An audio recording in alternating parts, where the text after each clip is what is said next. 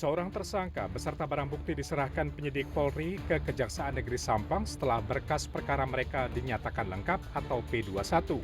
Dengan demikian, total tersangka yang telah diserahkan ke Kejaksaan menjadi 9 orang dari 13 pelaku roda paksa. Itu yang 4 kapan ini, Dan? Ini sudah diproses ini secepatnya.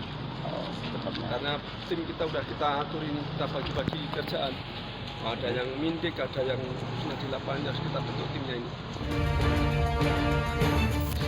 Polisi masih berupaya menangkap 14 orang tersangka lain yang masih buron. Polisi telah menetapkan mereka masuk dalam daftar pencarian orang (DPO).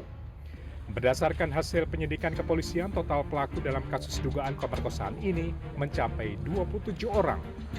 Mereka rata-rata masih di bawah umur. Dari 13 yang sudah ditangkap oleh Polres Sampang, 10 diantaranya di bawah umur. Peristiwa yang menimpa korban terjadi dalam kurun waktu 4 bulan, dari Februari hingga Mei 2026 dan dilakukan di beberapa lokasi dengan waktu yang berbeda. Salah satunya ada di sebuah taman di kota Sampang. Lokasi ini menjadi awal tragedi. Di tempat ini, salah satu pelaku berinisial AP dan korban bertemu Februari lalu. Korban yang hendak ditraktir makan dipaksa pelaku putar-putar naik motor hingga tiba di semak-semak. Tidak sampai 1 bulan berselang dari kejadian pertama, AP mengajak rekan-rekannya untuk melakukan hal yang sama terhadap korban. Tindakan bejat ini dilakukan di beberapa lokasi, diantaranya di rumah salah satu tersangka dan di belakang sebuah sekolah. Kasus ini sangat memiriskan.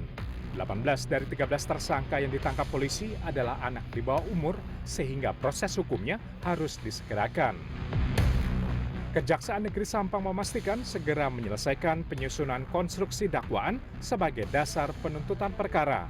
Dengan demikian, berkas perkara dapat segera dilemparkan ke pengadilan. Kejadian ini membuat kalangan pemerhati perempuan dan anak turut prihatin. Selain mengutuk keras, kasus ini dinilai sebagai tragedi kemanusiaan yang memilukan.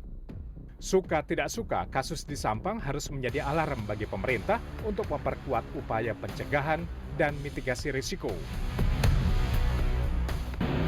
Minta tolong pada penegak hukum untuk bisa bertindak tegas kepada para pelaku yang berjumlah 27 anak termasuk di bawah umur.